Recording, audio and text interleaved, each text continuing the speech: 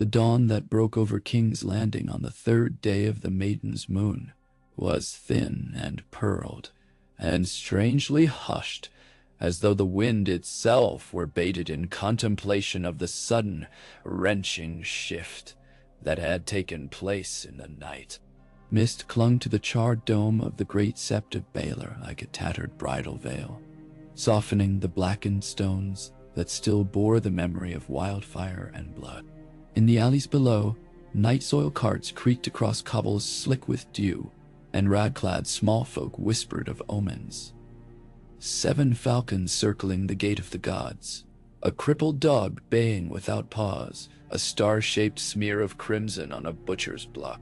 Yet beneath the fragile hush, the city thrummed with something raw and electric, an undercurrent of fervor that had no name but smelled of spiced wine, candle wax, and old iron. It was a fervor born in cellar shrines and riverbank baptisms, stoked by a ragged sermon shouted over fallen masonry, and at last fanned to white heat in a silent midnight march that streamed like living flame up the hill of rays. By dawn, the King's Road gates were chained, the gold cloaks disarmed or fled, and every bell in the city tolled, as though summoning the dead. At the heart of it all knelt the man once mocked. As the high sparrow, head bowed in the ash-strewn sanctum, where a marble maiden lay shattered at his feet, he did not weep, for there was no time for weeping.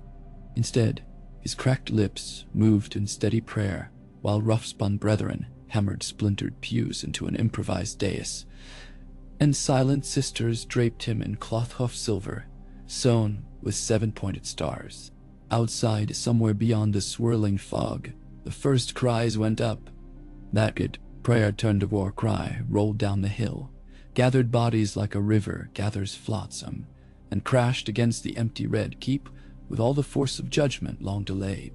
Not half a league away, on the terrace that overlooked the dragon skulls of his forebears, King Tommen Baratheon, Boy King, Pawn King, beloved of none in particular, felt the shudder in the stones beneath his slippers, and wondered whether it was dragon fire or the beating of a single great heart. He had risen early, for the nightmares had afforded him little sleep. Nightmares of a crown sliding into a bottomless well, while pale hands clutched at his own. Sir Kevin had assured him that the city was quiet, that the faith militants' grievances were merely the bleats of hungry sheep. Yet Tommen knew sheep, for once he had wandered the mews while White Tommen still lived, and sheep did not bleat like that. They screamed, a thin wild keen that shivered in the spine. Now he heard that keen, muffled by walls and distance, but unmistakable. He touched his crown as though to anchor it upon his head, and the circlet of red gold felt colder than the dawn. Somewhere beyond the shuttered terrace doors, his mother's chambers lay in ruin and silence, for Queen Regent Cersei languished still in her own captivity, stripped to shift and shame. Somewhere in the sept, Margaery's gentle sense of rosewater and laughter had been swallowed by stone. The Boy King felt a sudden gust of childish fury rise. Why must all those who claimed to love him disappear behind doors he could not pass? Yet even that flame guttered in the draught of uncertainty, and he turned from the terrace, robe trailing like a shadow much too large, to seek the one man he thought might know what to do.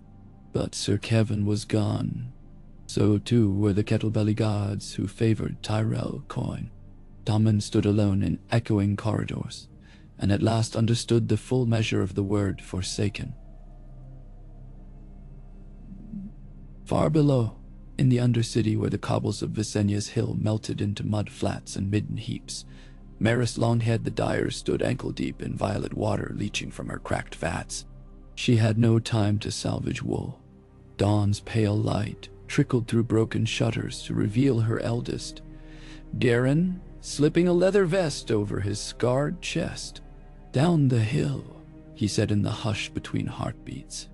"They're handing out stars and spears. Says any man can fight for the 7, and earn absolution. Maris tasted bile, for she remembered her husband's helm caved in at the Blackwater, while men shouted of stag and lion. "There is no absolution," she muttered, wringing purple from her raw hands. Yet Garen's eyes shone with the sort of conviction that spills more blood than gold ever could. He pressed a kiss to her brow, whispered of justice for his sister, whose bones lay unmarked after some gold cloak sport, and then was gone, boots squelching. Maris sank to her knees amid the dye, purple stains spreading like a bruise across her skirts, and wept without sound. Outside, the cry of "Septon King" rolled over the flats, hungry as the tide. On the street of silk, the brothels barred their doors at dawn for the first time in living memory. Lady Lara Rogar, descendant of triarchs and courtesan queens, peered from behind crimson drapes at the procession shuffling past. Barefoot penitents, hedge knights in rusty mail, paupers clutching scraps of scripture, and most unsettling of all, whitebeards in maesters' chains who had cast their collars of grey aside in favor of hempen sashes. They marched beneath a banner of unbleached linen where someone had stitched, in hurried thread, the seven-pointed star fused with a jagged crown. "When scholars trade chain for sackcloth," Lara murmured. "The world tilts." Yet even as her words tasted of dread, part of her thrilled to the possibility, sensing a game with pieces no one had yet named. She reached for her quill, for information is the finest silver a Rogar can mint, and began to catalogue faces, house badges, whispered rumors about the famed Nightingale ascetic, whose sermons could halt a riot, about a sellsword captain who had sworn an oath of silence until the dawn the Iron Throne knelt to the scepter. Every bit of it added up to something vast and molten beneath the city, ready to erupt through fissures of sin and death. Lara only wondered which side of the molten flow would cool into gold. Morning progressed in fits and starts, a puppet show of scrambled authority. A handful of gold cloaks barricaded the mud gate, but found themselves pelted with chamber pots from the rooftops. They broke ranks before midday. Lord Osgray of Bitterbridge attempted to ride 100 green apple soldiers up the hill, only to discover his own levies, refusing to draw swords against men armed with cudgels and scripture. By noon, his banner lay trampled in the dust while he fled toward the Rose Raft.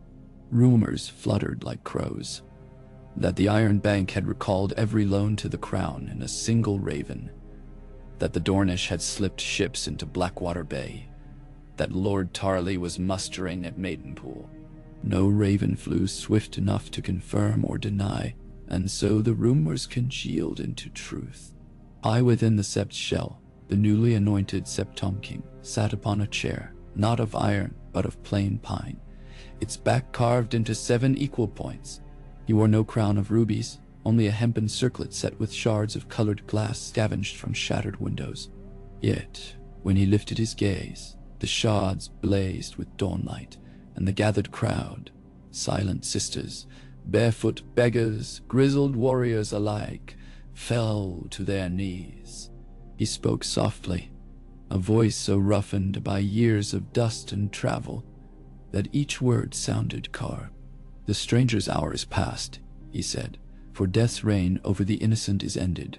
The warrior's hour dawns, yet he marches not for lords but for the lost. The 7 have looked upon this city and found her wanting. The 7 have chosen a shepherd to strike the wolves from her gates." His fingers brushed the pine armrest as though it were no different from a pauper's stool. "I am naught but a vessel. Yet if the shepherd must bear the crown to lay wolves low, then by the 7 I will bear it, until the wolves lie broken in peace, at last is seated in their graves." No flourish, no shout, yet the hall trembled with fervor, and beyond the sundered doors the chant rose louder, a tide drawn by moons unseen. "Septon King!" It was no longer a plea. It was truth salted in blood and iron. Word reached Old Town by raven plume and rumor both. Archmaester Velen tossed the scroll upon the conclave table, iron link glinting at his throat. "The crown has fallen," he said, though no crown had fallen yet. Master after maester argued the semantics. Was it lawful for a septon to wield temporal power? Did precedent not forbid any union of altar and throne? Until Archmaester Periston the punctilious rose, parchment crackling in his fist. "Law is ink upon wet vellum," he snapped. "The moment a sword is raised against it, the ink runs." And so the conclave fell silent, knowing that words, no matter how wise, could not outrun an army of true believers. Yet even in silence they plotted. Ravens flew to Bitterbridge, to Highgarden, to Sunspear, each carrying words barbed as any spear. Heresy, anathema, rebellion against the rightful order. High Septon King or no, there were still those who could muster steel enough to test the strength of prayer. Back in King's Landing, a hush settled over the Red Keep, a waiting hush. The Dragon Pit's great dome cast shadows like ribs over the cobbled hill, and within its vaults the last of the city's horses whickered nervously. The small council was no more. Its last meeting dissolved in screaming when masked Faith Militant seized Grand Maester Purcell by the beard and dragged him into the street. Lords and ladies barricaded themselves in solar suites, each calculating escape routes while claiming to pray. Only one figure did not hide: Jaime Lannister, Kingslayer, Queen's brother, lone lion in a city of sparrows. He stood upon the ramparts in the chill of evening and watched the torches mass upon the square below. Once, in a different life, he might have laughed at the notion of fanatics crowning a barefoot beggar, yet the sight called forth a haunting memory. Mad King Aerys ranting of wildfire beneath the very stones on which Jaime's boots now stood. Vast smelled of smoke that never left the nose. He wondered, wild and sudden, whether every king eventually birthed his own doom from the marrow of his realm. Aerys birthed Robert. Robert birthed sparrows. And where, he wondered, did lions fit in the breeding of catastrophe? He flexed the hand that was no longer his and felt phantom fingers curl around a non-existent hilt. Beyond the walls, in the cottage realm of the Crownlands, farmers who had once cursed the tithe collectors now strapped flails upon wagon poles and rode for the city. Many bore old scars from the War of the Five Kings or the Dance of the Dragons long before, yet each believed this war different, for it was war. The word lingered unsaid, but was felt in the marrow. Brother fought brother, yet there was a strange clarity to it. No politics, no coin, only faith, and faith, once weaponized, cleaved bone clean as any Valyrian blade. Under cover of night, a small boat slipped from the muddy way quay, bearing a cloaked figure whose hair, when the lantern caught it, glimmered golden. Margaery Tyrell crouched low between crates of pickled eel, heart hammering like a caged bird. The air smelled of river rot and pitch, but to her, it smelled of deliverance and of failure.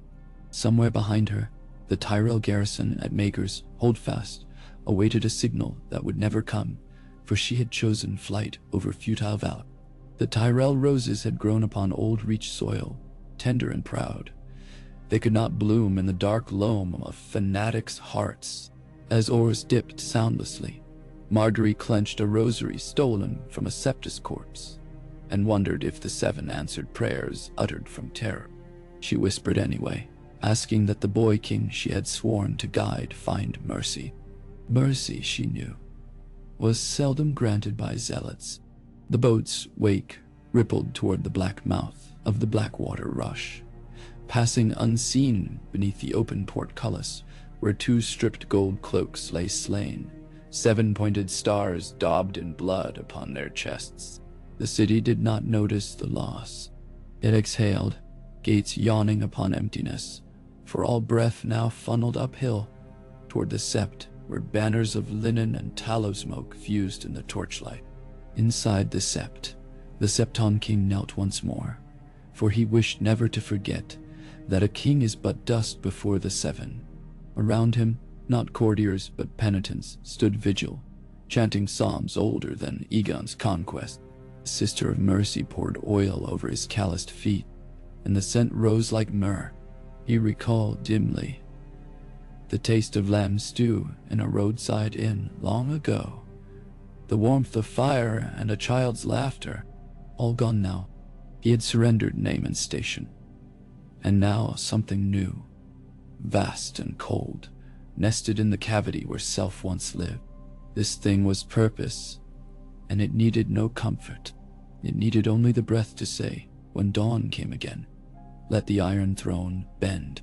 South of the neck, ravens bearing the sigil of House Tarley winged straight and sure toward Horn Hill, where Lord Randall frowned over a map of the Crown lands like a general inspecting boils upon flesh. Fanatics, he snarled, are best cured with cautery.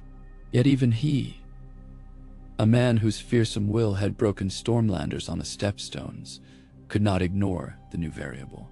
An army driven by coin might scatter at a lost pay chest. An army driven by creed marched unfed across broken ground. He drafted orders nonetheless, for there was honor still in restoring order, and Randall Tarley would not permit a rabble to crown a beggar while the realm bled. He sealed the scrolls with wax the color of dried blood. Elsewhere ravens were less dutiful. At Storm's End, young Edric Storm watched black wings flap past Corby-haunted turrets, and asked Sir Courtenay Penrose what missive might urge such haste. Nothing good, the Castellan muttered, thinking of old rumors that Stannis' shadow still stalked the hallways. In Dorne, Princess Arianne Martell unwrapped a raven's message, read of a high Septon king, and laughed softly, not amused but enthralled, for when lions and roses withered beneath sparrows' claws, there was room for sun spears to thrust north. Back in the capital, the river gate groaned open to admit a column of barefoot knights, rust-patched shields bearing the sigil of a broken wheel. At their head strode Sir Garlon the Green, no longer green at all. His fine cloak had been traded for coarse linen, his sword belt plain leather, untooled.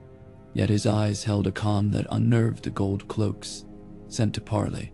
"Lay down your steel," he said, voice even, "and rise forgiven." Some did. Others flinched at the conviction in his gaze and fled.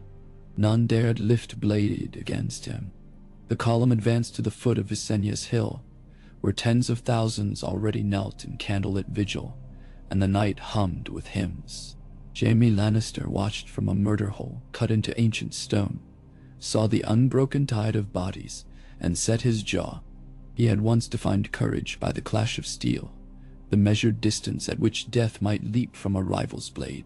He now saw courage in the simple act of kneeling in mud while arrows lurked upon the walls above. If he loosed those arrows, he would kill not foes but beliefs. And beliefs, he knew, rose from graves stronger than before. He lowered the bow, the choice made for him by ghosts he could not name.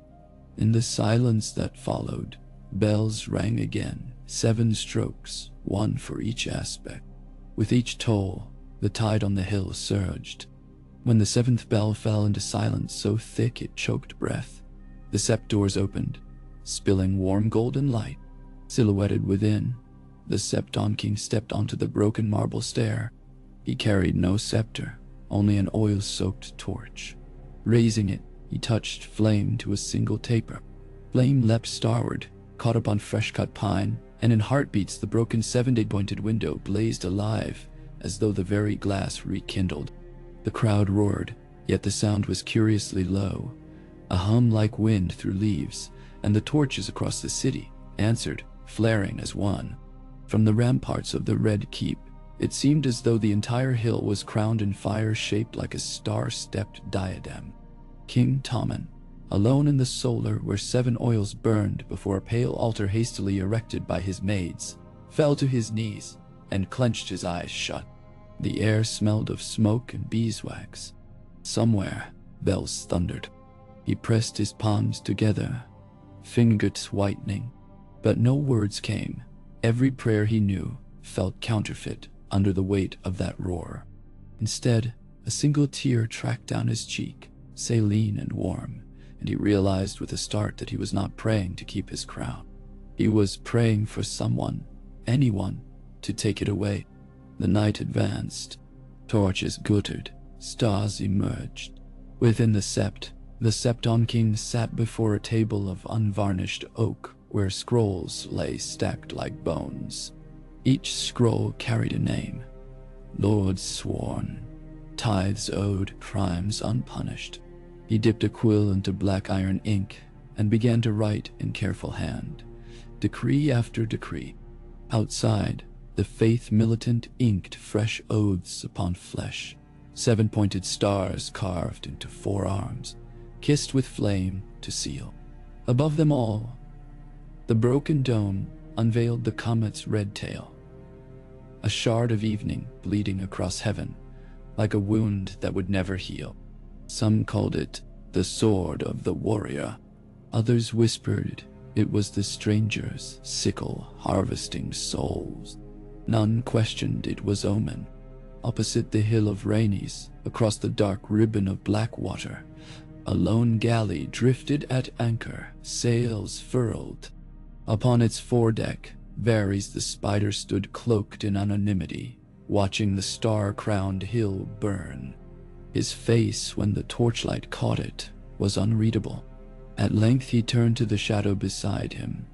Young Aegon, son of Rhaegar, by rumor, heir by conspiracy.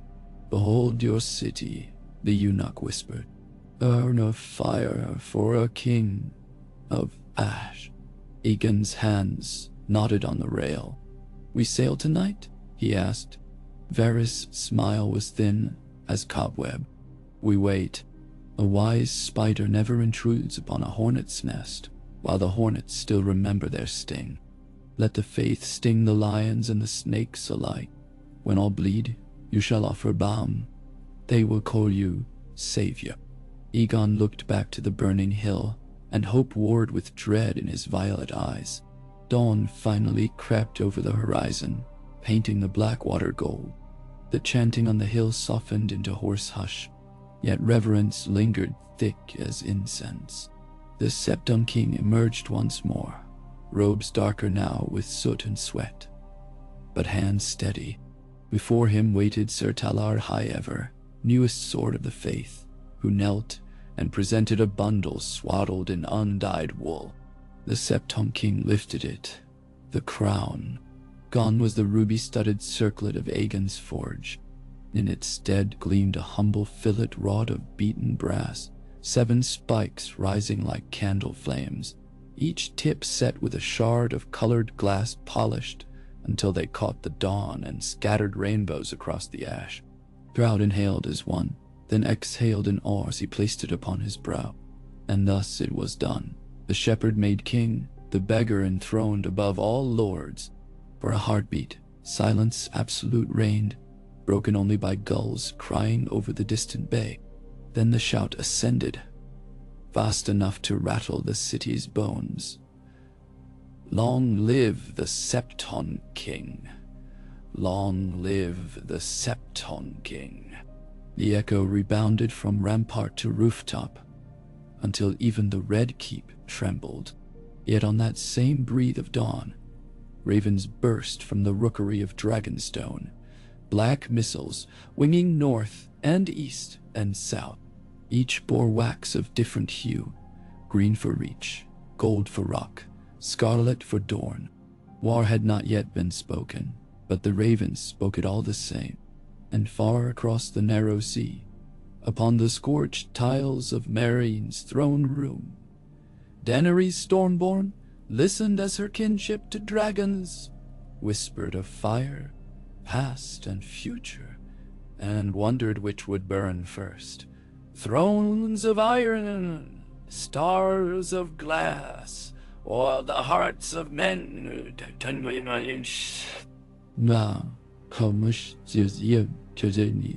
The sun, when it finally climbed into the vault of heaven, seemed weak and blood-tinged, as though it too had burned through the vigil fires of the night, and emerged smoke-sickened on the other side. Orange light licked the soot-black stones of the great Sept's shattered dome, throwing ragged shadows that looked almost like stained glass renewed. Until one looked closer and saw only empty air where once the rainbow of Baelor had arced. Warmer bands of brightness crept down the hill of Rainies, tracing the shapes of sleepers collapsed in prayerful stupor. Fathers curled around ashwood staves, mothers pillowing babes beneath half-burned banners of the Seven. Knights in dented mail, who had propped themselves against broken columns and let exhaustion weld eyelids shut. The dawn breeze, fitful, carried the mingled scent of tallow smoke, unwashed bodies, and trampled rose petals. Somewhere, a child laughed, brief, startled, instantly hushed. That laugh, tiny and bright, ricocheted through ruined aisles like a swallow hunting fools, yet found no perch sturdy enough to hold it for long. The Septon king did not sleep. His vigil had begun the moment the brass crown touched his brow, and had not broken once. He had prayed through the long hours when torches guttered and fresh oil could not be spared. He had murmured litanies for every soul he could recall by name, and improvisations for the thousands he could not. When his knees threatened to splinter against marble, he rose and walked the nave, bare feet whispering across grit, fingers brushing sun-warmed rubble that might once have been an altar rail. The pain in his joints he counted a blessing, a reminder that one does not carry the seven within one's chest without feeling the weight of them in bone. Now, as pink sunrise seeped into the cracks of the dome and painted drifting dust motes the color of spring blossoms, he paused before the improvised dais and saw what the faint light unveiled. Blood droplets, crisp to coffee brown, scattered where his feet would tread when next he addressed the multitudes. Each droplet was a promise of sacrifice already made or yet demanded. He knelt, thumbed a seven-pointed star over each stain, and whispered. At the foot of the hill, mud caked around the boots of Sir Garland Tyrell like cooling lava. When he moved, the hardened crust cracked in white veins, and fragments tinkled onto the cobbles. He had spent the latter half of the night in frenzied labor, directing barefoot men and lavender-skirted women alike to build palisades of scavenged cartwood across the 4 roads that climbed toward Baelor's Sept. Not to keep the faithful in, he had said, but to keep those who might slaughter them out. Yet even as he spoke the words, he felt their double edge. A barricade held as readily against escape. Now, in daylight, the rough-hewn walls looked paltry, a child's fort against a storm. He dusted splinters from his hands and watched the city awaken. Smoke still curled from bread ovens. A fishmonger shouted guttural curses at a lazy apprentice. Somewhere, a temple bell clanged out of time with the faith's tolls, as though offended by their new harmony. King's Landing had the look of a beast rousing from uneasy slumber, ignorant that a blade already pressed to its throat. Beside Sir Garland stood Sister Janella, once washerwoman of Flea Bottom, now wrapped head to heel in undyed wool. She held a ledger of sinners who had stepped forward in the night seeking penance. For each she recorded name, sin, tariff of prayer or labor. It was a list already longer than her arm. "They come for forgiveness," she muttered, charcoal nubs scratching parchment. "But what will they do when forgiveness is given and hunger returns?" Garland had no answer. Sister Janella did not expect one. She closed the ledger, tucked it beneath her cloak, and turned toward the milling faithful with rhetoric heard her recite to hundreds. "Feed your brothers, clothe your sisters, kneel only to the seven and the Septon king who serves them." Each time she said it, another dozen volunteers surged forward to offer loaves, tunics, coin. The swell of charity stunned Garland, even as it unnerved him. The Reach had taught him that generosity flowed downhill from gold-crowned lords. Now he watched peasants pour it upward towards smoke-crowned zealotry. A realm could not survive on that inversion long, yet for a heartbeat he almost believed it might. Across the black water, the galley wind's grace rocked gently on slack tide. Aegon, young Griff no longer, paced the deck, hair unbound so that silver-gold strands lashed his cheeks with every turn. The torches on the hill had faded to amber embers, yet still he could taste their heat in the air. He had spent the night reading histories of the faith militants' first uprising 4 centuries past. The ink might as well have been fresh for how closely it echoed the city at dawn. "Do you truly expect them to burn themselves out?" he asked Varys, voice raw from sleepless hours. The eunuch stood by the tiller, cloaked in nondescript brown, as inconspicuous as one could be on a royal galley. "Not burn," Varys replied, hands folded. "Combustion leaves ash too light to shape. We need them tempered, as iron in a forge. When rebellion meets the entrenched powers of Lion and Rose, the clash will anneal the realm. Steel heated, hammered, quenched. Then, my prince, we present ourselves as the blacksmith who knows the perfect temper." Aegon rested palms on the rail, eyes fixed on the city's distant silhouette. "And if the steel shatters, then we pick up the pieces," Varys said, "and craft a different crown. Southwest along the Rosarat, banners of green and gold, luffed in early breeze."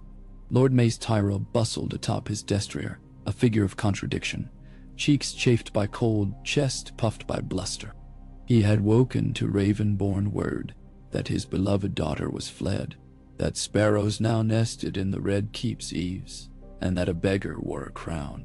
Each tidbit left him purple-faced, yet not one compelled him to ride harder. Mace knew how to churn spectacle from measured pace, let lesser lords gallop. He preferred to arrive not panting, but resplendent, with 1,000 spears at his back and trumpets heralding his grievance. Still, gripping reins, he fretted. Garland was rumored within the city, and Willis had been left to guard Highgarden's granaries against opportunity. Poor Loras languished in bandages after Dragonstone. If another Tyrell met misfortune, the Reach's petals might scatter on the wind. Somewhere behind Mace's pomp lurked a calculation colder than autumn frost. Whether Highgarden should embrace the Septon King publicly, slay him quietly, or starve the capital into contrition. But Mace rarely voiced such musings. He would wait. Roses survive because thorns hide beneath velvety smiles. Within the Red Keep, Queen Regent no more, Cersei Lannister broke her fast with water and silence. She had spurned the gruel the silent septas brought, dog's slop, meant to remind her of penance, but water even they could not deny her. Her cell no longer lay in the Sept dungeons. Upon Tommen's panicked orders, she had been transferred back to a chamber in Maegor's Holdfast, though under guard by novices of the faith, militant rather than Lannister men. In truth, the chamber was as much a prison as the black cells had been, for sparrows lurked outside her door, and her body still bore the sting of the walk. But at least here the floor was marble, not slime. She paced, water sloshing in its wooden cup, rehearsing arguments to pry Tommen from the sparrow's claws. Yet each argument unraveled when she remembered that Tommen had not come to her. 6 days since her transfer, and still he had not visited. She imagined fear pinning him like a moth, and terror of that image twisted into fury. When next the door creaked, and the novice set down a tray of day-old bread, it splashed harmlessly across his rough spun, but left her cupless. She swore under breath, then laughed, too sharply, because the laugh cracked at its edges. Somewhere beyond the keep's walls, bells tolled thanksgiving for a new king. Cersei pressed both palms to her ears until nails drew blood. Downriver, at the Blackwater's mouth, Saladhor San's dozen Lyseni Carracks idled in what the pirate called profitable neutrality. He had been paid once by Stannis Baratheon, twice by the crown, thrice by no one if you counted his voluntary thefts. Now, hearing of a city fallen to zealots, he sniffed opportunity the way bloodhounds sniff carrion. Faithful armies seldom paid ransoms, They sent souls to the seven and coffers to dust. Yet faithful merchants, fearful for virtue and purse alike, would pay handsomely for safe passage. So Saladhor posted casks of arbor gold across his quarterdeck, invited captains of questionable repute to parley, and drafted a new code of honest piracy. No slave-taking, no wanton burning, only safe extract and fair toll. We will be saints of the sea, he told his first mate, and saints, as you know, always pass the plate. The mate grunted skepticism, but coins already clinked into coffers as self-exiled nobles booked cabins south. In Old Town, the starry sept thrummed like a hive stirred by smoke. Archmaester Velen had convened an emergency session of the most devout, summoning high septons from every dominion of the faith, except, of course, the one now claiming the Iron Throne. Claiming the Iron Throne. Cloaked in robes trimmed with cloth of silver, they filed into a candlelit apse and argued scripture until dawn bled to day. What emerged was not unity but fracture. Half the seven shepherds condemned the Septon king as heretic, half hailed him as divine instrument. Unable to reconcile, they drafted two letters, one excommunicating him, the other hailing him Pontifex et Rex in nomine septem. Which letter would bear the most devout seal remained locked in Valen's desk until consensus ripened, or until force resolved faith's dilemma. As scribes trimmed quills, a slimmer figure slipped through a side door, unseen. Alaras the Sphinx, who was no novice to secrets. He bore wax-sealed copies of both letters in his satchel, bound for whichever Lord of War might reward foreknowledge of the faith's forthcoming schism. In Old Town, knowledge was the sharpest blade, and the cheapest to buy, if one paid in blood rather than gold.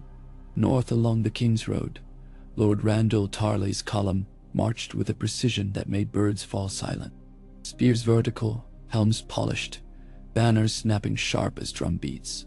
None would mistake these for flower knights. Tarley rode at the van astride a charger as black as prayer book leather.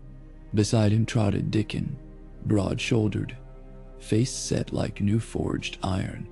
They spoke little. Father and son communicated in the language of posture, speed, and battlefield arithmetic. Rendell's scouts had already returned with tidings. Barricades on the hill, gold cloaks disbanded. No sign of Tyrell levies within the city. A vacuum, Randall muttered, and Dickon completed the thought, which we may fill. Yet Randall reined in at a head shrine where a cracked statue of the crone leaned wearily over a scattering of wildflowers. He dismounted, knelt, and bowed his iron-gray head. Soldiers behind shifted uneasily. Their lord was no zealot, but Randall's lips barely moved, and when he rose there was flint in his gaze. "The realm is blind," he said to Dickon, "and we do not war against religion but disorder. Remember that when you thrust." Dickon nodded, though in his breast rumbled a younger man's thirst for distinction that cared little whether foe or star or stag.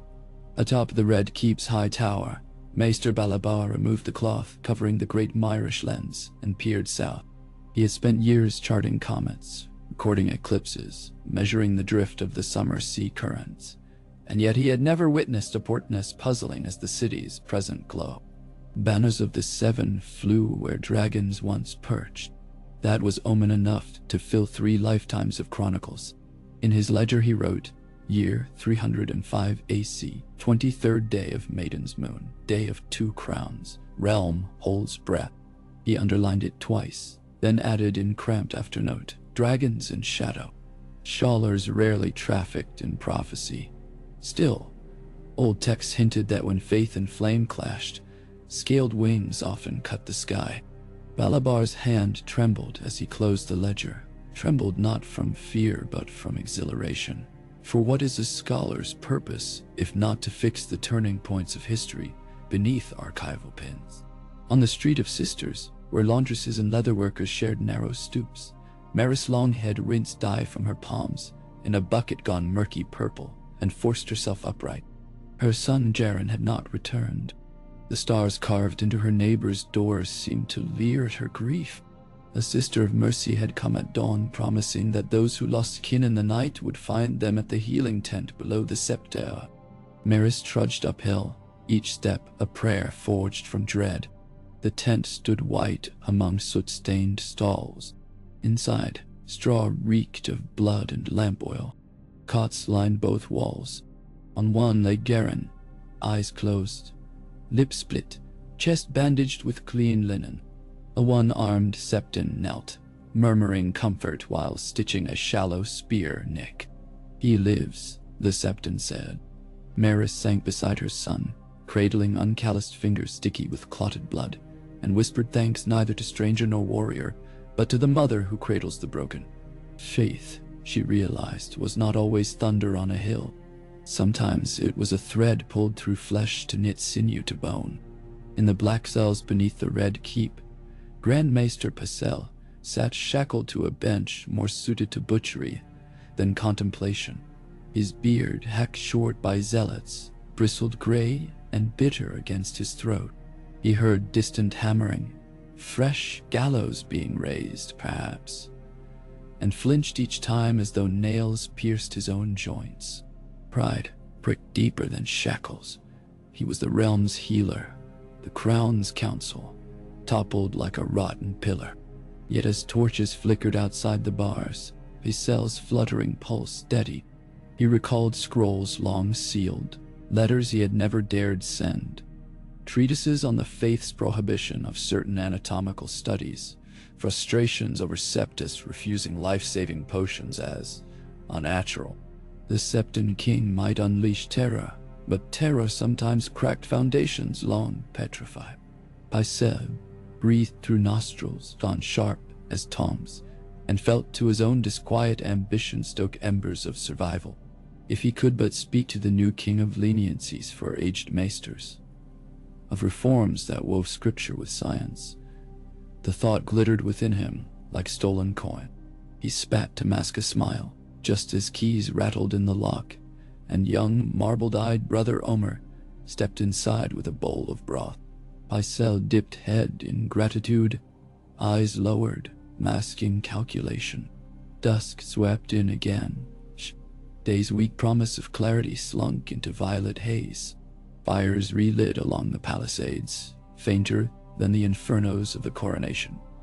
But their glow glimmered off brass crown spikes, little suns circling the Septon king's brow.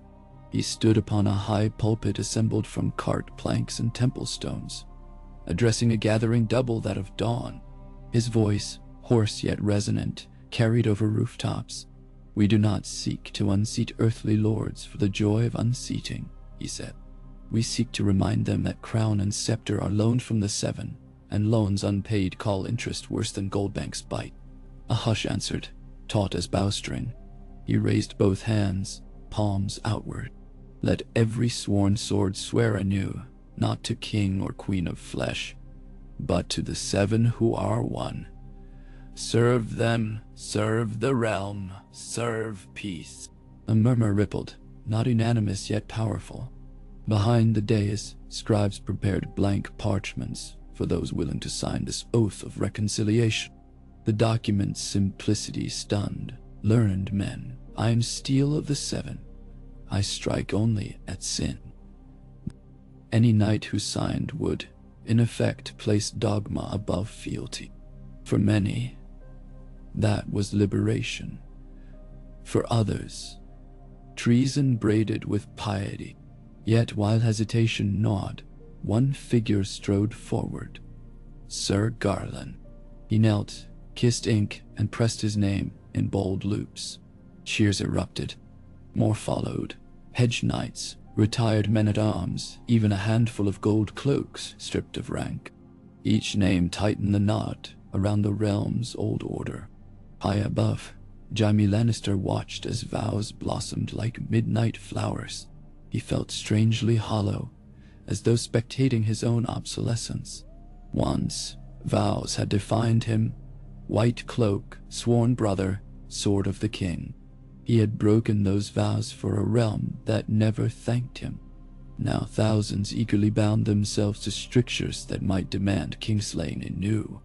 He leaned forward until cold stone pressed his scarred cheek. If they came to drag him before their pine throne, would he resist? Would he once again raise steel against crown for some vision of greater good? He closed his eyes and found inside them not Ares burning, nor Robert's carousing, nor Joffrey's sneer, but a boy king with wet eyes clinging to a lioness' skirts. For that boy, perhaps, Jaime would risk Kingslayer's infamy once more. But what if the boy himself begged surrender? The question tasted of dust and loss, and left no answer upon his tongue. Tommen, for his part, knelt in his prayer chamber as the bells marked the hour of the Father's mercy. Maids had arrayed icons before him, the smith's hammer, the maiden's lily, the father's scales. The boy did not know which to plead to first. He whispered fervently for mother's safety, for Sir Pounce's return, for Margaery's gentle counsel. Yet he also whispered, barely audible, for forgiveness that he could not be the lion his grandsire boasted or the stag his sigil proclaimed. Ultimately, he begged the Seven to tell him whether surrendering the Iron Throne would be sin or salvation. No voice answered save the wind, rattling shutters like small bones.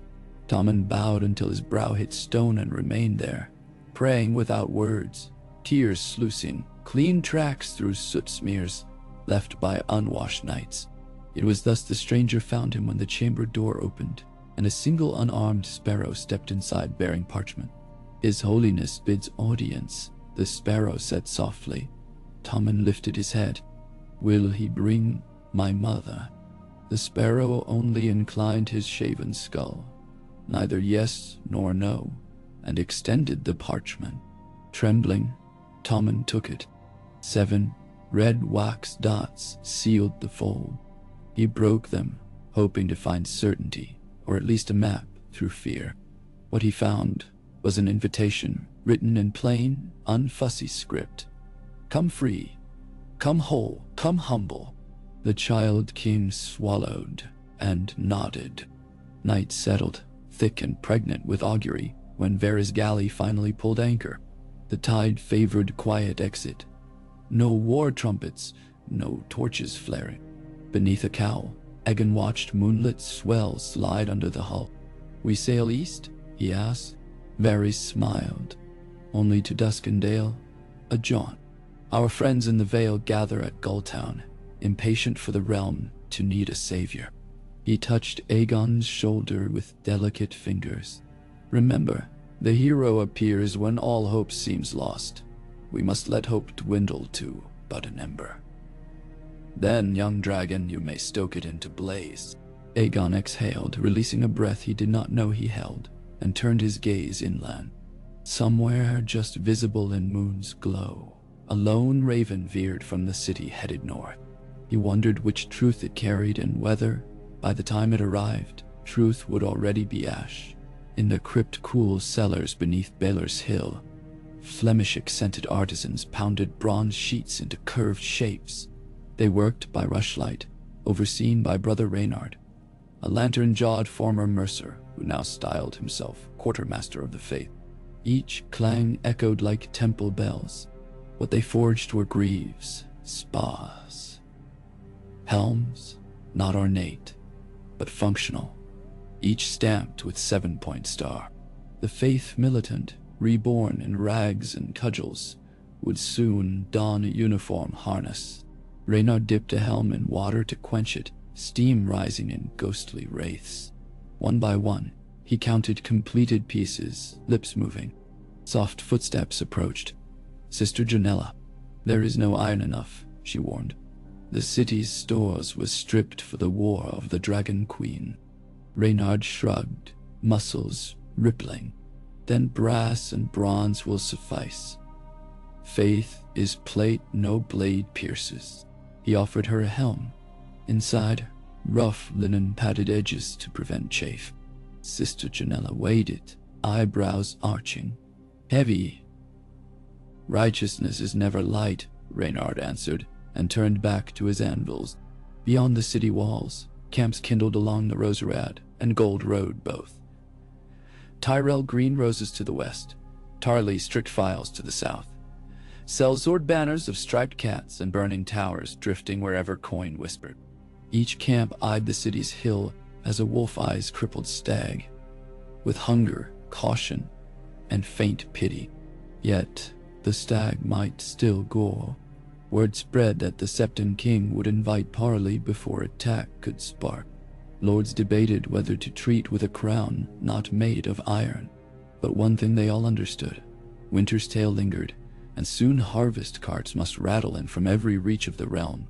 Control the city, control the docks, control the grain. Faith alone could not feed bellies. Bows content to loose arrows in holy zeal still required strings of gut, arrows of ash, and quivers to keep them long unspoiled. War, even sacred war, devoured logistics. Dawn of the second day after coronation dawned bone cold. Frost rimed the mud flats, and small folk woke shivering beneath wagon canopies. Rumors flitted like sparrows that the Septon king would descend to the Red Keep by noon, that Tommen would abdicate at sunset, that Myrcella had been smuggled from Dorne to rally Stormlanders, that Viserys, long dead, had been seen in Pentos bearing a crown of pale gold. Each tale braided fear into fervor until no one knew which strand twitched which heart. The Septon king broke his fast on a single slice of brown bread and water. His new master of letters, a former poacher named Tredden, who had taught himself letters while hiding in a holdfast cellar, laid a parchment roll beside the bread. "Edict, your holiness," he said, voice shaking with the weight of titles. The deed decreed that debts owed by widows and orphans to crown or lord were henceforth forgiven. It would bankrupt half the liege lords of the realm by winter. The Septon king read it, eyes lingering on each name. He dipped quill, signed, and let ink dry. "See it posted." He looked up then, gaze ancient, "and send word." Tredden swallowed. "To whom, holiness?" "To every debtor's jailer, set them free." Such chains as clanged open that morning echoed across hundreds of miles. Somewhere beyond the Trident, a farmer's wife dropped her pail and sobbed gratitude to a crown she had never seen. Somewhere in Lannisport, a wolf actor gnawed knuckles and cursed the day scripture wrote of mercy. Approach drums thundered outside the Gate of the Gods near midday. Lord Randall Tarley's column halted beyond arrow shot. White cloth fluttered on pikes, a banner of parley.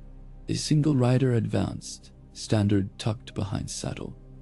Dickon Tarley, helm off, face solemn. The gate opened not to gold cloaks, but to a Septon bearing star-flanged mace and a sister carrying parchment. They met at arrow-scarred crossroads strewn with broken rose petals from some long-forgot feast, and exchanged stiff courtesy. Dickon read the terms in quick glances. Amnesty for those who swore new oaths, fines for those who did not, and expulsion for lords unwilling to kneel before the seven. He closed the parchment, jaw working. "My father will not kneel," he said. "Nor will I." The Septon nodded, unsurprised. Then steel must decide. Dickon turned his destrier without flourish and rode back. Siege engines groaned into forward position, even before he reached camp. Far overhead, storm clouds bruised the sky, portending summer rain. First drops spattered Beeler's cracked steps as the Septon king, brass crown dulled by soot, descended toward a humble cart fitted with white horse. He intended pilgrimage from hill to keep, a gesture of unity. Twin columns of sparrows flanked the straw-roofed cart, shields hammered from barrel hoops, spears from broom handles. Bells chimed with each footstep. The procession crawled through market squares, where butchers paused, mid-cleave, to kneel. When they reached the street of silk, courtesans leaned from balconies, breasts bared in mocking salute that somehow turned devout, when the king raised 2 fingers in blessing. Rain slicked cobbles, turning torch reflections into molten amber. At last the cart halted before the Red Keep's outer gate. Portcullis rattled skyward. No lion banners lined the arch. Instead, someone had draped white linen embroidered with 7 stars. Inside the keep's great courtyard, Tommen stood small and shivering in lavender cloak, Maester Balabar at his side. No armored lionfish greeted the faith, only silent corridors where servants had fled. The Septon King stepped down from the cart, sandals squelching on rain-damp stones, and bowed low to the boy. Tommen's breath caught. No adult had bowed so humbly to him since his coronation.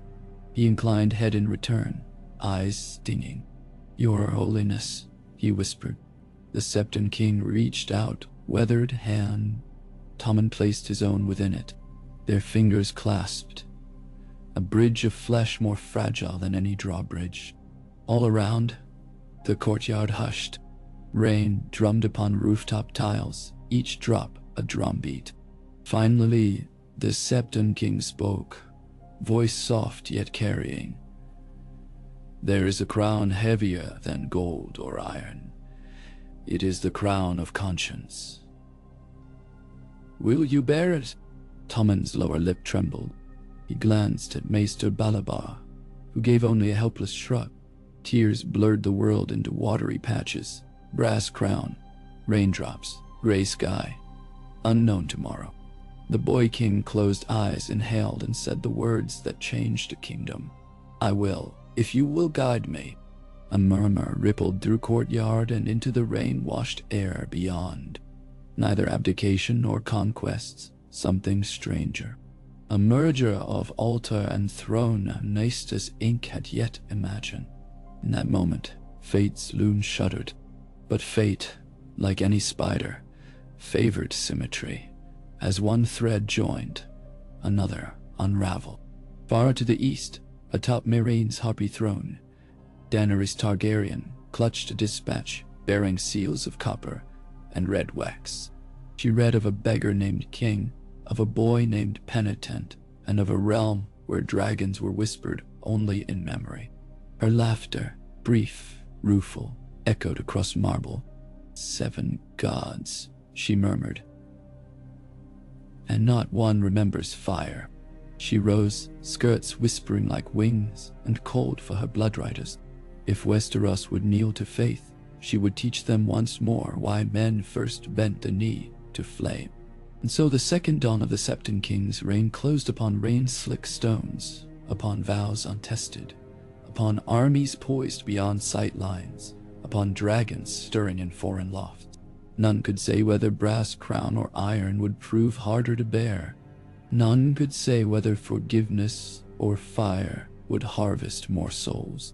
All that the city knew was that bells had rung, and rain had fallen, and a shepherd's hand now held a boy's, and somewhere in the distance thunder rumbled like hooves or wings, drawing ever near. Nelly said, Rain had a peculiar way of turning King's Landing into a city of murmurs. Cobbles slicked to mirrors, gutters swollen, torches guttering so low that faces vanished behind curtains of steam. By the 3rd day after the courtyard covenant, some whispered coronation, some uttered abdication, none entirely certain. Those murmurs had thickened into rumor, and the rumor into rumor-mongers who carried tales the way plague fleas ferried death. They skittered from pot shop to wine zinc, from crippled dock to cracked spire, each bearing tidings half gleaned, half imagined. The common refrain, the Iron Throne stood empty.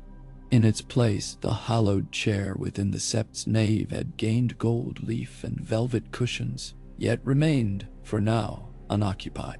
The boy king slept in Maegor's holdfast at night, the Septon King within Baelor's shell, and between them stretched a skein of couriers, novices, and pale students of law, desperately drafting writs that would reconcile 2 sovereignties into one.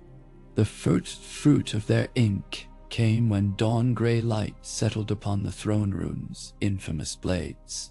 Two teams of silent sisters, faces cowled, carried in draped canvas parcels. With reverence, they began unhooking iron swords from the fused mass, blade by blade, link by link, until gaps yawned in the legend. Some jagged stubs refused the sisters' chisels and remained like broken teeth, but scores of darkened hilts clattered free to the floor. Rust flaked, edges crumbled. When they finished a long morning later, what remained looked less a throne than a lamed beast. Still fearsome, yet visibly diminished, humbled by subtraction. Jaime Lannister watched from a shadowed pillar, arms folded. He could not decide if he witnessed sacrilege or salvation. The Iron Throne had always been more threat than seat. He alone knew how deeply its barbs had pierced the Mad King's thighs, how many times Robert had cursed its discomfort, how Joffrey had sliced his calf, showing court ladies the lion's perch. Seeing it half dismantled stirred equal parts satisfaction and grief. As sisters stacked the liberated swords onto hand barrows, Jaime stepped forward, slower than pride preferred. He plucked a familiar blade from the heap. Slender, good castle steel, its ruby pommel long since pried away. He recognized the crest, Tarbeck. A memory surfaced, rancid as pond scum, tarred beams, screaming women, Tywin's cold decree. Jaime let the blade fall, clang ringing. So many sins fused within that throne, perhaps melting them anew was mercy. Yet who would wield mercy in days ahead? Across the city, within a dormer room overlooking the Blackwater's brackish sweep, Qyburn sat beside a table strewn with parchment and jars of unseemly hues. Once exiled from the Citadel for untoward curiosities, he now found those curiosities suddenly sought. Sparrows had pried open the dungeons and discovered rot-ridden infirmaries below. Prisoners released to daylight coughed blood, stumbled fever-struck, or displayed wounds the mother herself might weep for. Qyburn volunteered expertise and was grudgingly granted a damp storeroom where he might prove usefulness under the Seven's gaze. His soft smile at the phrasing remained unseen. He unrolled diagrams of human musculature, slid forth glass vials of striped leech tincture, and hummed as he sharpened bone saws. Beneath his window galleys bobbed, within his mind schemes bobbed likewise. One did not overthrow lions without courting creatures far less noble. The faith required monsters to defeat monsters. Qyburn excelled at introducing them. Meanwhile, on the Roserwad, Lord Mace Tyrell's grand host had sprawled into a disordered satiny expanse, bright banners sagging in drizzle like wilted blossoms. Knights who had dreamed of riding at dawn remained mired in mud reaching stirrup-high, for wagons bore too much bedding and wine and not nearly enough grain. Lord Tarly, encamped upon firmer ground east of them, watched the Reach host flounder and allowed himself the thinnest of smiles. Another raven arrived at his field desk borne by a panting squire. Terms from the Septon King, requesting conference of commanders beneath banners of truce upon the bank of the Blackwater 3 days hence. Randall Tarly tapped the scroll, nodded once and drafted reply of acceptance. Yet sent second letter in cipher to Grand Maester Pycelle. Hold your tongue, hold your walls, and hold the boy. We speak with one voice or none. He sealed it with blood-red wax, stamped with the huntsman. Pycelle read it deep in the Red Keep's archives, fireflies twirling lantern glow behind him. He coughed, beard stump trembling, and tucked the message into sleep. The old maester sensed shifting winds. If the Septon King and Tommen completed their union, a maester once imprisoned by zealots might find himself expendable. Perhaps an alliance with the most ruthless lord in the realm was safer than devotion to 13-year-old penitents. Pycelle shuffled to his writing desk and pulled forth half-finished treatise praising the faith's healing mercy. Into margins he now scrawled, yet mercy must yield to order, lest chaos devour piety. A single line, but enough to pivot treatise toward Randall's cause. It heartened him to know rhetoric could still buy survival. 3 nights after rain's first fall, the wind turned north, and the air chilled such that campfires crackled in every alley. Along the broken spine of Visinia's hill, Sister Jonella oversaw the first forging of new sept copper currency. Casks of melted candlesticks from noble houses were poured into crude clay molds bearing twin image. A kneeling lamb on one side, a 7-pointed star wreathing scales on the other.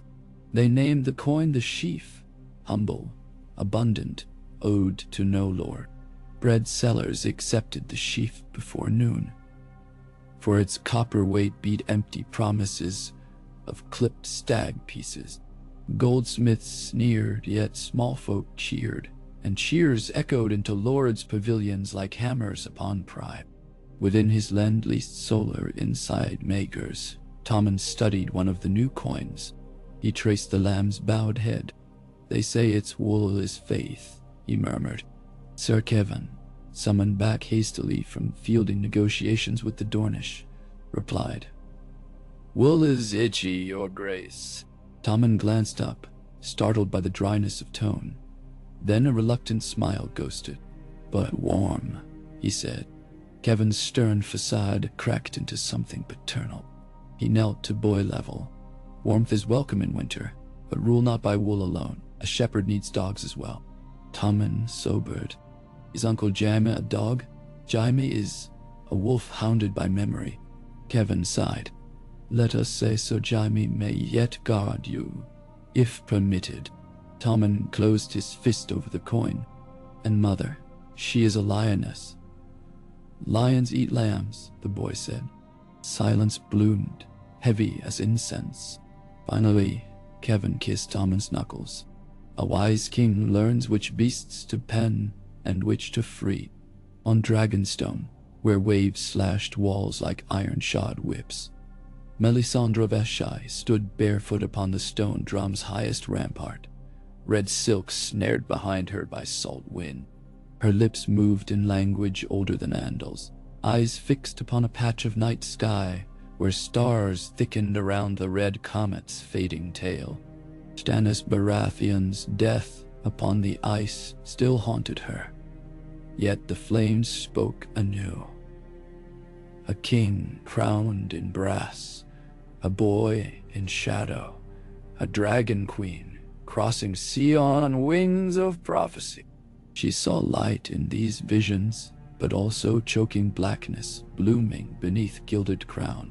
"The Lord's fire demands sacrifice," she whispered.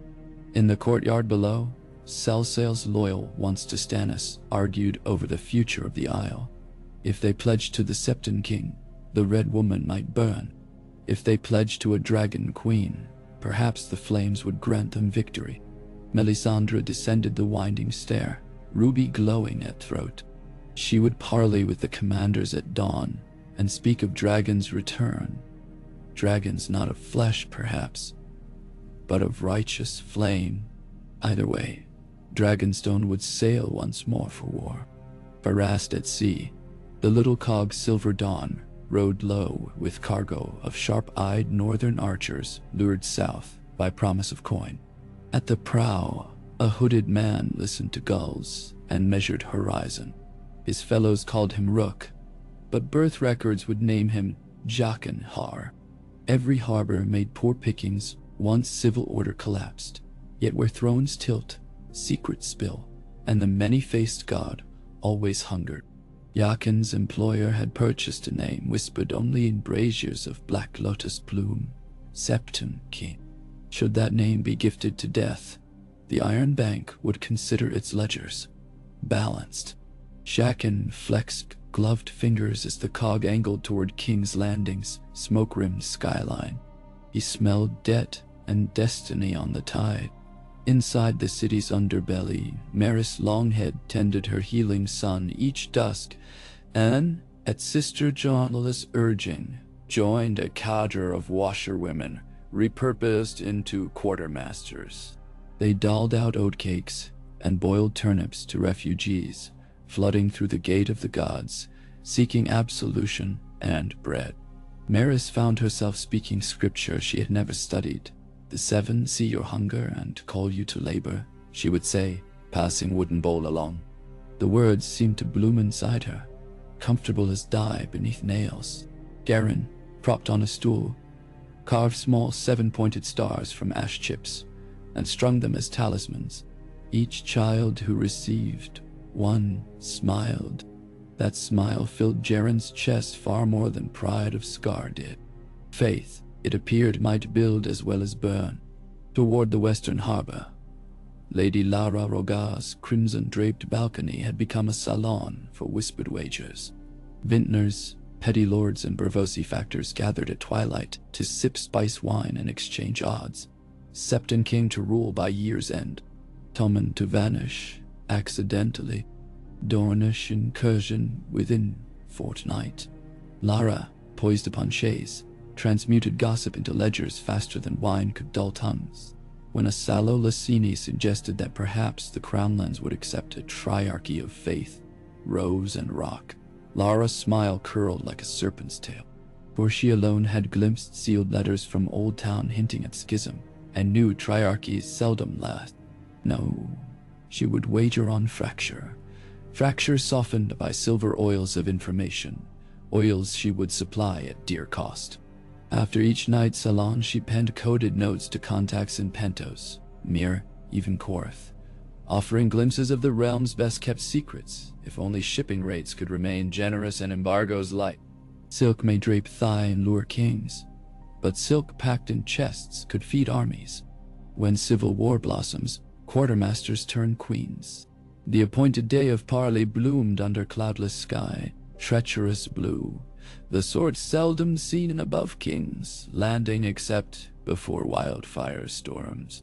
On the south bank of the Blackwater, near where Stannis once threw his bridge of burning hulks, a clearing had been hacked from underbrush. Canvas awnings rose, chairs placed in two semicircles. Between them, a trestle table bore parchment. On the near side sat the Septon King in plain linen robe devoid of crown. Around him clustered Sister Janella, Sir Garland, Brother Reynard, and dozens of humble delegates. Cross sat Lord Randall Tarley in burnished mail, Lord Mace Tyrell in leaf-green satin, and Lord Paxter Redwine representing fleets. Kevin Lannister arrived late, dusty from a dawn ride, taking seat with minimal fanfare. The Stormland sent no envoy, Dorne none. An empty chair marked Crown remained conspicuous until, to collective gasp, Tommen himself appeared. Barefoot, no crown upon curls, accompanied only by a single novice and Sir Jaime Lannister. Jaime's golden hand glinted as he settled behind his nephew, posture alert. Silence stretched, taut as garrote.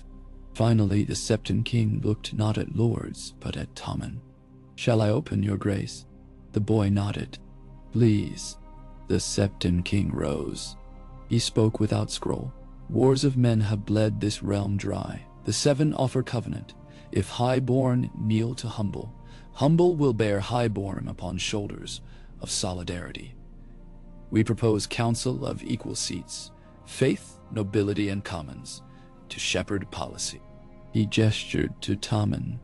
"The boy shall remain king in name, but king of all souls, not swords. The faith shall disband militant rank once peace inked, yet retain right to arms in defense of innocence. Lords shall swear to tithe grain and coin for city's welfare, as scripture commands." He paused, gaze sweeping. "In exchange, we absolve all prior debts of war and sin." Mace Tyrell choked on indrawn breath. Randall's jaw squared. Even Kevin's brow furrowed. It was Paxter Redwine who spoke first, voice like cellar chill. "And should a lord decline this tithe, we are no dragons breathing flame, yet a realm without favor is a bleak field deep." Randall leaned forward. "Favor fills no granary, holiness. You ask grain in trust of heavenly storehouses. The realm requires earthly victuals." Sister Janella replied, "We have instituted chief coin to ensure fair purchase. Barter with city granaries shall." Randall sliced air with gauntleted hand. "Coin minted without gold to back it is debased. Copper is still metal, Garland countered. And faith is backing higher than any gold, Mace snorted. Faith buys little sugar. As Lord Paxter nodded, thrumming fingers upon armrest. Conversation spiraled, gradual as vines, choking as kudzu. Yet every heated point circled back to one question: who commands arms? Brother Reynard argued that, with oaths renewed, no lord need fear faithful swords.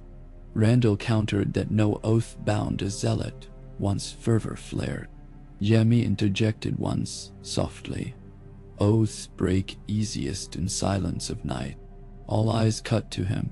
None dared dispute Kingslayer's expertise on vow-shattering. Hours slipped, sun tilting west. Still no resolution. Finally Tommen, pale and silent till then, stood.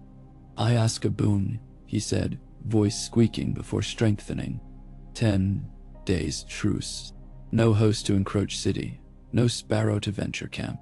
In that time, small councils of each party shall draft charter acceptable to all. Mace opened mouth to object. Tommen raised hand. Something in that gesture stilled even Randall. The boy's blue eyes shone with equal parts terror and hope. 10 days, he repeated. Will my lords and my father's friends grant their king this mercy? Kevin placed supportive palm upon Tommen's shoulder. Randall exhaled harshly, then inclined head. The gesture born not of deference to a boy, but respect for entreaty. Mace followed, albeit slower. The Septon King stepped aside Tommen, bowed to lords. The shepherd thanks the flock. Quills scratched parchment. Terms of truce scribed. Yet as delegations dispersed, ravens already spiraled above. One carried message from Old Town. The most devout had broken entire, half condemning the Septon King, half acclaiming him. Another bore sigil of the Eyrie, Lord Petir Baelish offering neutral harbor for refugees of tyrannous piety, while quietly mustering sellswords. A third came from Sunspear to King's Landing, sealed in gold and myrrh-set wax. Sister Janella cracked it under candlelight. Princess Ariane wished safe pilgrimage for her brother Quentin to witness the revelation of Seven's new dawn. The letter dripped courtesy, yet each line coiled with Dornish caution. Janella carried it to the Septon King, who read and murmured, "Snakes slither toward heat." On the 5th day of truce, Jaqen Hia slipped through the gate disguised as a Septon bearing scrolls of absolution. He walked among faithful, easing into rhythms of chant, until he reached a shuttered brewhouse repurposed as scriptorium. There, he requested ink to copy. Prayers for bravos. While scribes fetched quills, he scanned parchment racks, committing names to memory, positions of camp palisades, shift lists, and at last the docket of personal audiences granted by Septon King each dusk. 4 nights hence, High Septon shall wash feet of 8 penitents chosen by lot, including, newly added, 1 Sandor Rivers, for penance of murder. Jaqen dipped quill, scratched amendments onto his own list. A name could be unknotted from lifelike thread from tapestry if pulled at the right moment. 4 days to craft a face for Sandor Rivers. Inside the keep, Qyburn gained unexpected ally when Cersei's door unlocked, and 2 novices shoved him inside the chamber. The Queen Mother stared over goblet of watered wine, eyes dark-circled but blazing. "They say you heal sparrows now," she rasped. Qyburn bowed. "I heal who requires. Heal my crown," Cersei snarled. She flung a scroll at him, an edict stripping all titles until she completed pilgrimage of naked repentance. "I will not crawl again. I will not allow that wretched Crow King to set my son upon puppet strings, then claim humility. Bring me back power, Maester. Whatever monster you must await." Qyburn lifted scroll, scanning. He smiled thinly. "I know a knight still pledged only to you, my lady. He rests below, awaiting breath. Cersei leaned forward, the lioness scenting raw meat. "Then breathe," she said, and Qyburn bowed again, for he had never ceased. While Cersei plotted, Tommen spent truce days meeting smallfolk petitioners in the ruined throne room, now cleared of iron spines, wooden dais erected for him to sit beside the Septon King, rather than above. Jaime stood sentinel. One by one, bakers, dockhands, seamstresses knelt. They asked for roof repairs, for just magistrates, for husbands' bodies claimed by war to be returned for burial. Tommen listened, cheeks paling at grief too large. The Septon King guided him. A king cannot mend every tear, but he can weave fabric people may mend themselves. So Tommen decreed that Potter's Guild would rebuild roof tiles, funded by copper sheaves advanced by Faith's treasury. In return, potters would pay tithe in tiles for 1 year. Small measures, yet each ripple spread outward. Beyond city walls, Tyrell Camp grumbled at stalled advance. Loras, hearing of Margaery's flight and Tommen's alliance, begged Lord Paxter to lend ship for a rescue attempt, but wounds kept him cut-bound. Willis Tyrell, newly arrived from Highgarden with leg braces of brass, urged caution. Flowers crush easily when trampled by zeal. Mace, torn between paternal fear and political ambition, feasted nightly yet slept little. He penned letter to Margaery begging her to send token of safety. The Raven returned, empty-band. Mace wept into goblet, wine spilling like bruised petals. At Tarly War Council, Dickon urged immediate breach of truce. Every hour, sparrows fortify. Randall corrected him. Every hour, they exhaust. He pointed at ration reports. The city's stores shrank faster than tales of miracles grew. Fanatics starve quicker than soldiers. But he did not foresee that within the hills, Maris and her fellow quartermasters had organized gleaning expeditions into abandoned manors, retrieving barrels of grain hidden from crown taxes. Each cart rolled into city under sheaf banners. Supplies stabilized enough to outlast 10 days, perhaps 30. On 9th day, thunderheads bulked upon horizon, pregnant with summer storm. In the dragon pit's gutted interior, Sister Janella assembled 2,000 newly armored faithful. Brass-rimmed shields glowed dully. Spearheads filed from scythes flashed vicious silver. She addressed them from a toppled arch, voice carrying. "You are anvils upon which Lord's fury shall shatter." Shears answered, but Shears faltered when monstrous growl reverberated through vaulted ruin. Echo not of beast, but of drums outside southern wall. Randall Tarley arrayed his siege engines despite truce. Scouts reported he'd moved only for defensive positioning after sand snakes sighted along Roserad. Reason enough, but tension twanged. "That does," Parley resumed under roiling sky. Randall stated bluntly, "Dornish outriders skirt my flank. I will not trust truce while snakes slither." The Septon King offered escort for Dornish envoys through city, so Tarley might see them harmless. Randall refused. Paxter suggested joint patrols. Kevin opened mouth, but lightning cracked overhead, silencing all. Rain poured sudden, loud as hammered bronze. Lords scattered to tents. Mid-downpour, Jaime found Randall at perimeter, cloak sodden. "Break truce, and you risk damnation," Jaime said. Randall's answer was flint. "I fear damnation less than chaos." He stalked away, leaving Jaime tasting bitterness of war's inexorable slide. Storm raged 2 days, flooding the Hook, toppling shanties. In the darkness of sewer tunnels, Qyburn supervised Qyburn's monstrous experiment.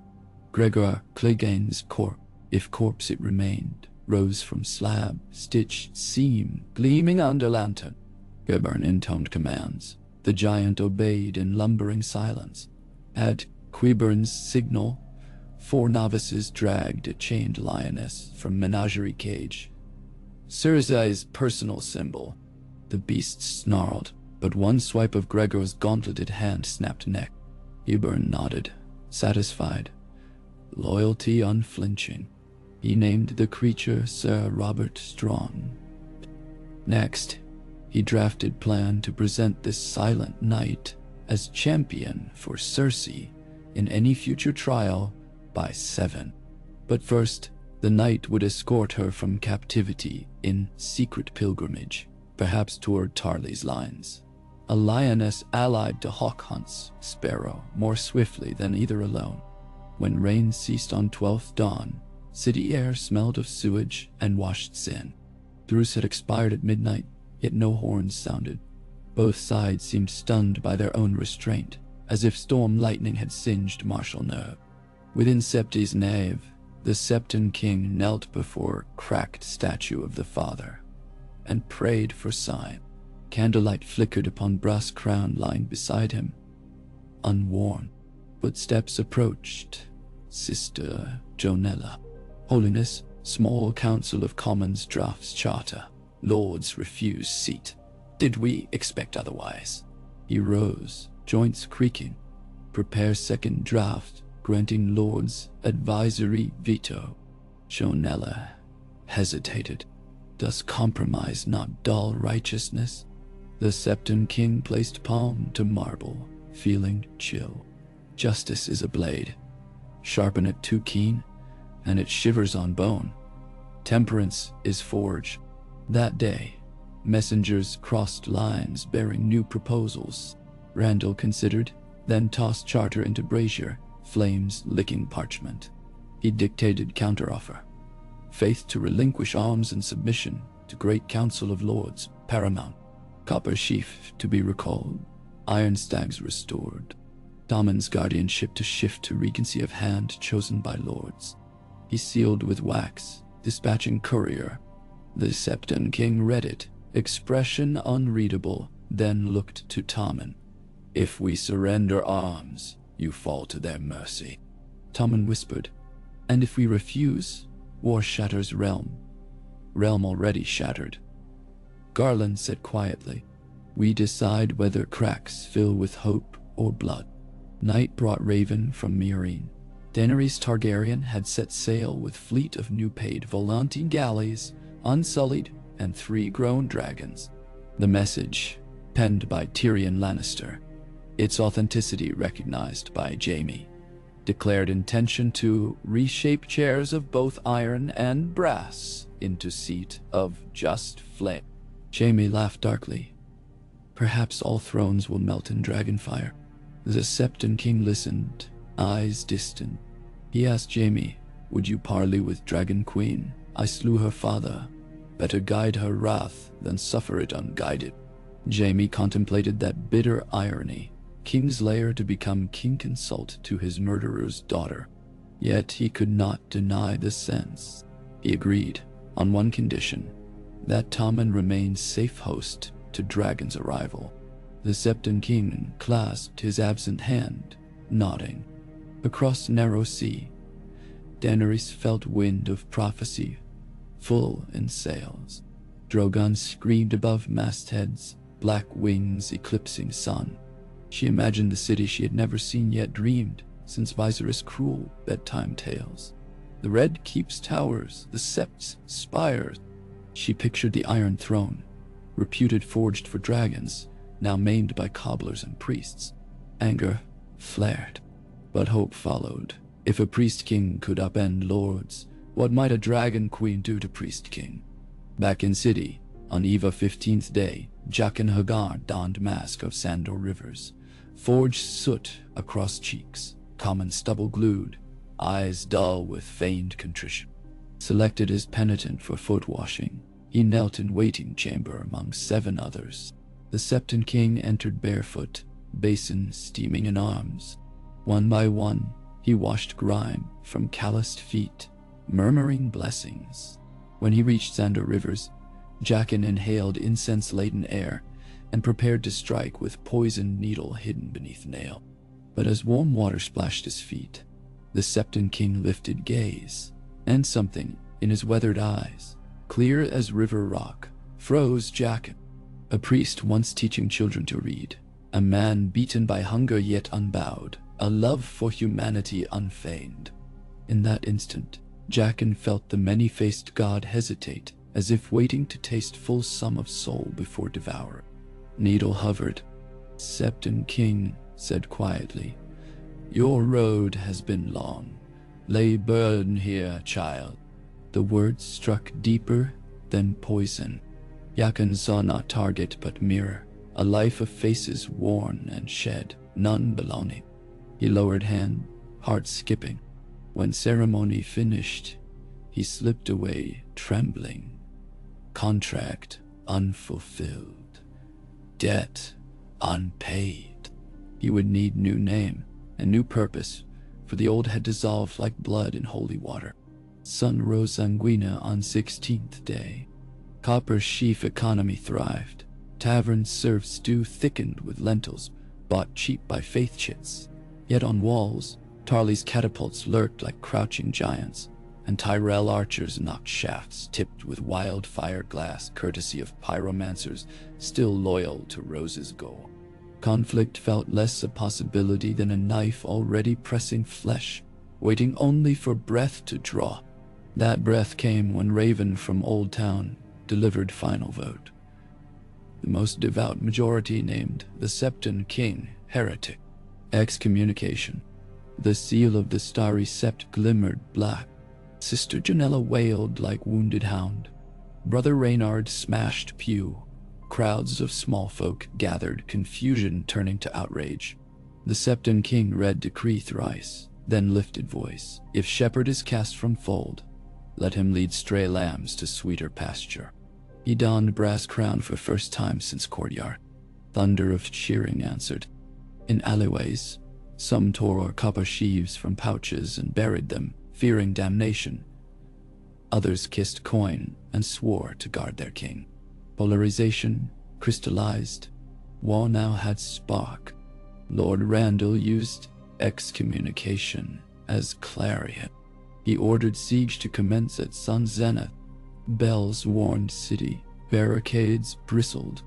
Sir Garland donned helm. Sister Janella strapped cuirass. Maris handed spears to sons and daughters. Jamie retrieved sword, white cloak stained from rain and dust. The boy goes to crypt, he told Kevin. Tommen protested, but Jamie insisted. You are king still. Kings do not die in first charge. Tommen relented, gifting Jamie his mother's lion brooch to remember me. Jamie fastened it beside tarnished Kingsguard clasp and strode out. Catapults loosed shrieking stones. First volley smashed against outer wall, second overshot into river, third crushed roof of street of flowers sending white plumes skyward. Faithful archers replied, but arrows pinged plate. Tarly advanced infantry with locked shields, Tyrell spears at flank, banners streaming green and gold. Inside gate of the gods, Septon King raised star-tipped mace and spoke to crowd. Hold not hatred, only resolve. Gates creaked open. Out marched a ragged host, brass shields glinting, hymns rising. The two armies collided in foaming tide of steel and faith. Sir Garland's cavalry swung, left, lances lowered. Tarly's flank held until Sister Janella rallied fisherfolk with cry of mother's mercy. They flooded breach, clubs pounding.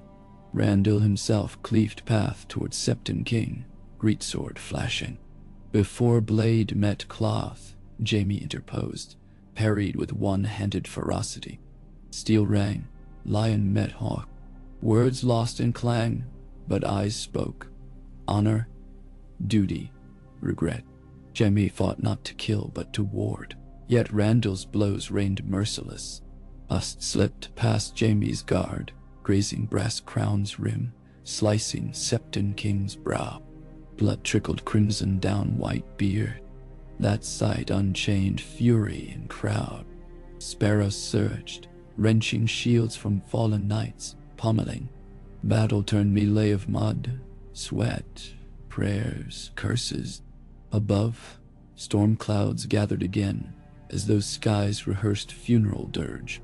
On ridge beyond, Mace Tyrell balked, seeing his brother embroiled. He ordered Horn's signal for withdrawal, but Horn's drowned under roar.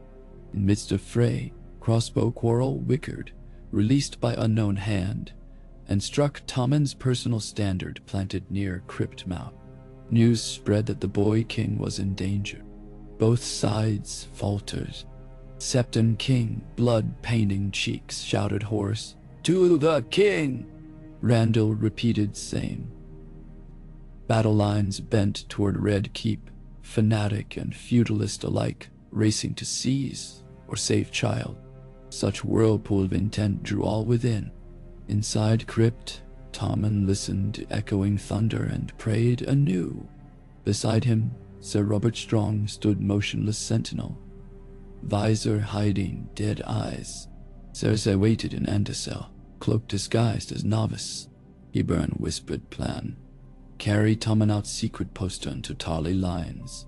Declare Mother Regent under noble guard. Faith's claim undone. But Robert Strong's presence betrayed simpler motive. Anyone obstructing them would die. Jaime fought across courtyard, cutting path toward crypt stairs. Halfway, he glimpsed monstrous knight leading column of novices.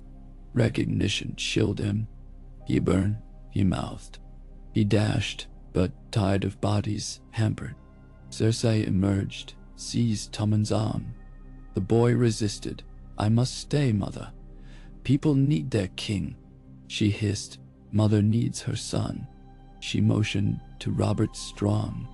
The giant lifted Tommen like doll. Jaime burst onto steps, shouting, "Unhand him!" Cersei's gaze, lioness wild, met Jaime's. For heartbeat, twin love and hatred warred. Then Robert Strong advanced, sword unsheathed. Jaime raised blade, braced. Crash. Gate doors behind blew inward, as barrel-bodied dragon skull once stored in crypt, pried loose by sparrows using timber fulcrums, rolled through like avalanche, scattering knights, sending Robert Strong staggering. Tommen slipped free, dashing toward Jaime. Cersei screamed. Jaime caught boy, pivoted. Septon King arrived, bloody but unbowed, placing hand upon Tommen's head. The Father's mercy shields thee. At that moment, Randall Tarly pushed through, sword level. Stand aside, he commanded. Septon King, spread arms. Strike me and damn realm. Randall hesitated, not for creed, but strategic optics. In that pause, thunder cracked and Tower of the Hand erupted in green flame. Wildfire store struck by stray bolt. Inferno whooshed skyward, shockwaves stilled all. Silence fell but for roar of fire. Men gazed upward. Serpents of green flame writhed around tower. Into that spectral light, Drogon stooped, black shape blotting stars, followed by Viserion and Rhaegal. Dragon fire met wildfire, emerald and orange swirling into nightmare rainbow. Ships in bay braid horn. Daenerys' fleet had arrived. Dragons heralding. On rampart, Tyrion Lannister in Queen's armor watched city burn deja vu to Blackwater, heart twisted. Beside him, Barristan Selmy raised white cloak stained from exile. Daenerys, astride Drogon, pointed spear of light toward hill of Rhaenys. Her voice, magnified by dragon shriek, rolled, "Kneel and live!" None moved, all transfixed by apocalypse overhead. In courtyard, Septon King knelt first, palms raised. Tommen followed, then Jaime, sword dropping. Randall lowered blade, gruff, yet bent knee. Cross walls, sparrows and soldiers alike sank. Cersei remained standing, face mask of fury and love undone. Wildfire's glow painted her hair green gold. She lifted goblet previously hidden, sipped. Jaime stared. She whispered, "I will not kneel." Robert Strong stood behind her, unbent. Above, Drogon back-winged, flame crackling in maw. Daenerys beheld kneeling throng, save lone woman and silent night. She guided Drogon lower, windstorm sending cloaks flapping. She spoke, voice steel. All kneel, or all burn. Cersei laughed, choking on tears. Let it burn. She hurled goblet. Wine sizzled on dragon fire-heated stones. Jaime rose, stepping before his sister. Dany, wait, he called. Recognition flickered. Queen of Dragons glimpsed Kingslayer. Stand aside, she warned. Jaime turned to Cersei. Kneel for our son. He is mine. She spat. Robert Strong advanced.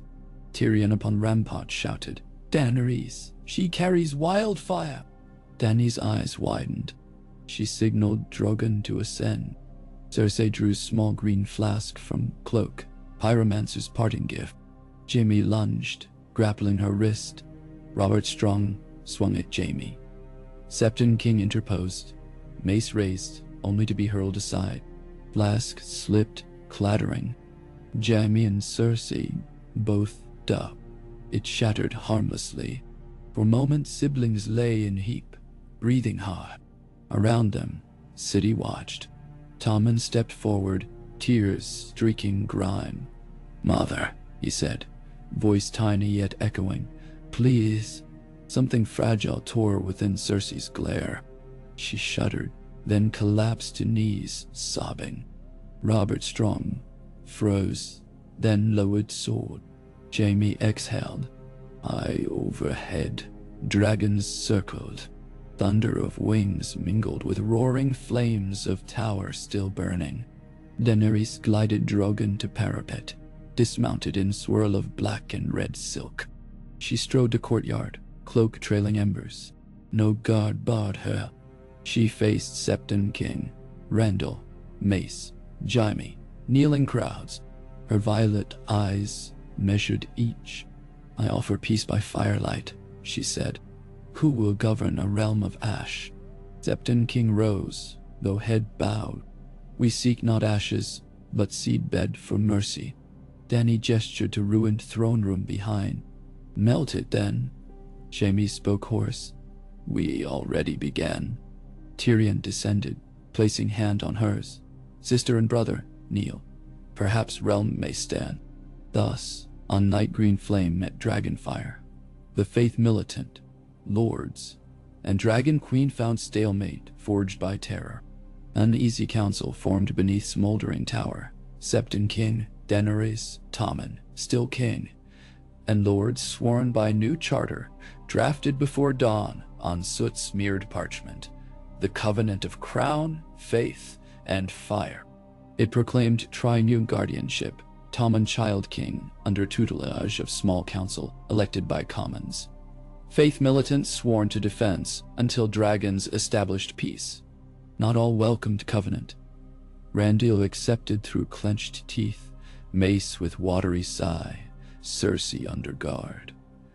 But weary soldiers and starving masses hailed any word promising rest. Dragons, perched on Sept's broken dome, roared sunrise greeting. Their silhouettes framed brass crown and boy king's golden curls alike. Beyond walls, ravens flew still. Ironborn plodded in pike. Euron dreamed of krakens fighting dragons. North of wall, white shadows stirred. Across sea, Iron Bank tallied new debts. But in King's Landing, for one fragile dawn, prayer, sword, and flame stood in improbable accord. And in cobbled alley where a dye once stained everything purple, Maris Longhead closed her eyes and dared to believe her daughter's child might grow in realm where kings washed feet and dragons guarded roofs, and where Coppersheath could buy bread. And somewhere, in hidden corner of quiet Sept, Jaqen knelt before ebony statue of the stranger, whispering apology for contract unfulfilled, then rose smiling faintly, for he had found unexpected face worth wearing, a man who chose mercy over coin. Man. He walked into dawn, a free name seeking new purpose. A sign, perhaps, that gods of many faces still wrote riddles none could predict.